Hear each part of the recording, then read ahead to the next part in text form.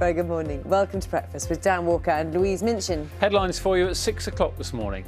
Restoring people's freedoms. The Prime Minister will set out plans today for the final stage of lifting England's COVID restrictions, but with the warning that we must learn to live with the virus. And what might that mean if you're looking to book a foreign holiday? The traffic light system, COVID passports and quarantine. I look at where you stand now and how things might change. Good morning. England will be back here at Wembley on Wednesday night for their first Euro semi-final in 25 years. But across town later today, Britain's teenage sensation Emma Raducanu plays in the fourth round of Wimbledon. The dream continues. Cleaning up after flash flooding in Edinburgh saw roads underwater and trains brought to a standstill. Parts of Edinburgh yesterday had 40.6 millimetres of rainfall in just 1 hour. Today in the north, we're looking at further showers or longer spells of rain. For England, Wales and Northern Ireland, well, there will be some showers, fewer and further between than yesterday, but later, more heavy rain comes in from the southwest. I'll have all the details coming up.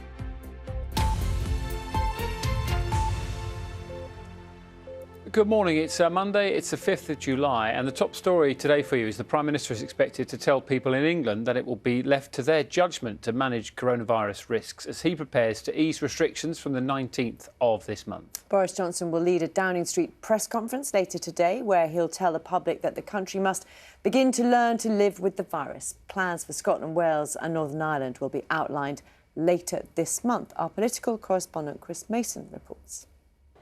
They've been everywhere for ages. Signs telling us how to behave, rules the likes of which we've never seen before.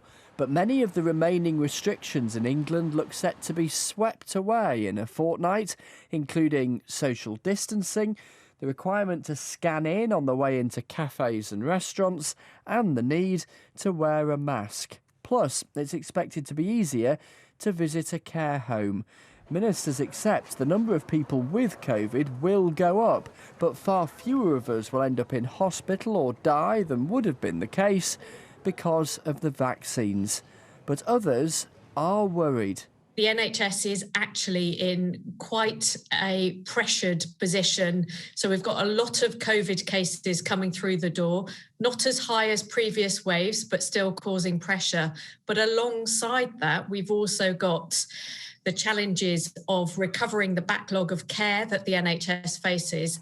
The mantra for ministers is changing. Learning to live with the virus is now their emphasis. Scotland isn't expected to remove all legal restrictions until early next month. Neither Wales nor Northern Ireland have committed to a date for returning to normal or something close. Chris Mason, BBC News.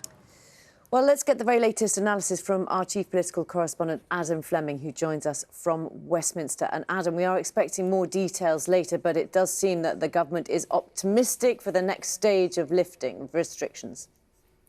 Morning, Louise. Yeah, the government is optimistic that the next step of lifting the restrictions in the roadmap, step 4, which was delayed by a month, will be able to go ahead on the new date of the 19th of July, although that will not actually be confirmed until next Monday when ministers and officials look at the most up-to-date data. But we'll get a very strong signal that that's the direction we're heading in.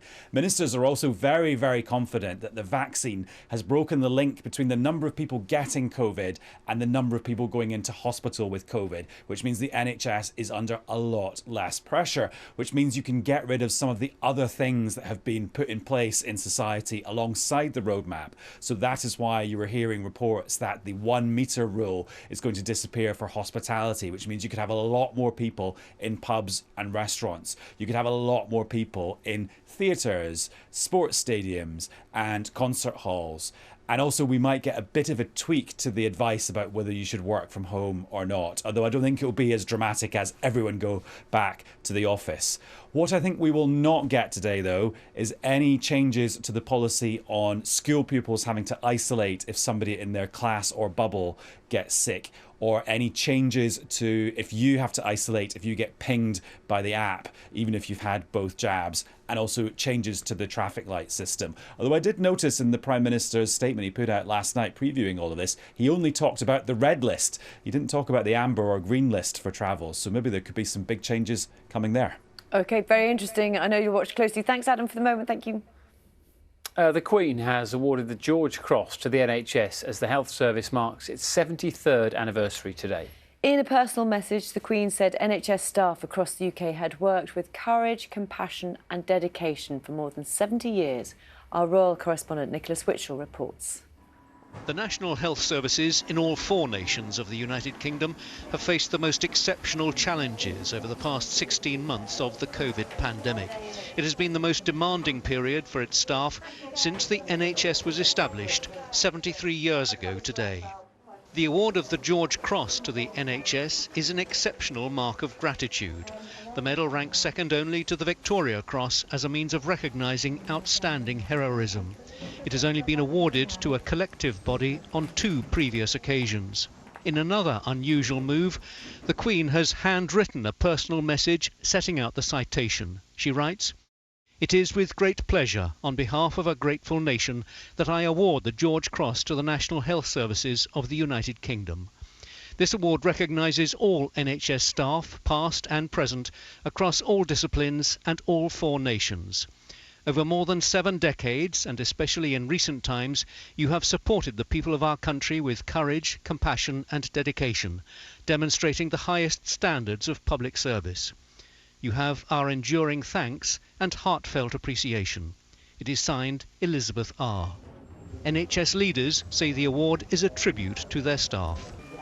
This is wonderful and unprecedented recognition for the staff of the NHS. They've looked after us with such skill and fortitude during COVID, which has been the worst pandemic in a century, and arguably the biggest challenge facing this country since the Second World War. But the Queen has also been clear in her personal message today that this award also marks over 7 decades in which the National Health Service has been integral to the well-being and life of this country. Later today at St Paul's Cathedral in London, a service of thanksgiving will take place, marking the 73 years of the NHS and giving thanks for the work of its staff during the pandemic. The service will be attended by the Duke and Duchess of Cambridge. Nicholas Witchell, BBC News. 6 former Conservative Work and Pension Secretaries have written to the Chancellor Rishi Sunak urging him to keep the £20 a week increase in universal credit introduced at the start of the pandemic. They say the rise due to end in the autumn has been vital for protecting the incomes of many families and supporting the economy. Mr Sunak has said other long-term schemes will help compensate for the loss. The remaining part of a tower block that partially collapsed near the US city of Miami has been demolished overnight. 24 people are known to have died and 121 are still missing following that collapse last month. Explosives were used to bring down the 12-storey building, and it's hoped this will allow rescuers now to expand their search area, as Tanya Dendrinos can tell us. A skyline changed in a matter of seconds. But unlike the time it took to demolish the remnants of this tower block, the horror that preceded will not soon be forgotten. The 12-storey apartment complex in Surfside, Florida, partially collapsed on the 24th of June. Emergency crews have worked desperately since, searching for survivors amongst the rubble. 24 people have been confirmed dead, and 121 are still missing. Finding them remains the priority. Bringing the building down in a controlled manner is critical to expanding our scope of search, as you know, in the pile, and allowing us to search in the area closest to the building, which has currently not been accessible to the teams given the great risk to our first responders due to the instability of the building. The demolition was brought forward due to concerns over the approaching tropical storm Elsa. Small, strategically placed explosives were used in combination with gravity to safely bring down the remainder of the structure. While the focus now is firmly on those still missing, there are many questions to be answered regarding what caused the 40-year-old building to crumble and whether the disaster could have been avoided. Tanya Dendrinos, BBC News. A deal has been reached to release the vessel that blocked the Suez Canal earlier this year. After 3 months of wrangling over compensation, between the Suez Canal Authority and the owners of the Ever Given. The seized ship will be released and allowed to set off on Wednesday. The vessel became wedged across the waterway for 6 days in March, disrupting global trade. Train services are returning to normal in Edinburgh this morning. This was after flash flooding yesterday. Yep, stormy weather left some streets submerged in water and shops were forced to close. Tim Muffet reports. Ominous-looking clouds over Glasgow yesterday, and the rain that fell from them caused widespread disruption. In Edinburgh, many streets were flooded. There were tricky journeys for drivers and pedestrians. The train line between Edinburgh Waverley and Haymarket Station had to be closed. St James Quarter Shopping Centre only opened last month. Naturally ventilated, it's deliberately designed to allow some rain to get in, but not this much. Parts had to be cordoned off for safety reasons. Many parts of the UK experienced heavy rainfall yesterday. Sunday shopping, for some, turned out to be a rather soggy experience. Tim Muffet, BBC News.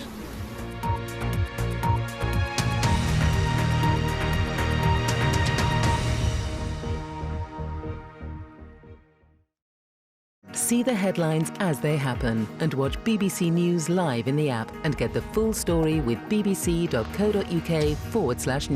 Follow the story for all the latest with BBC News.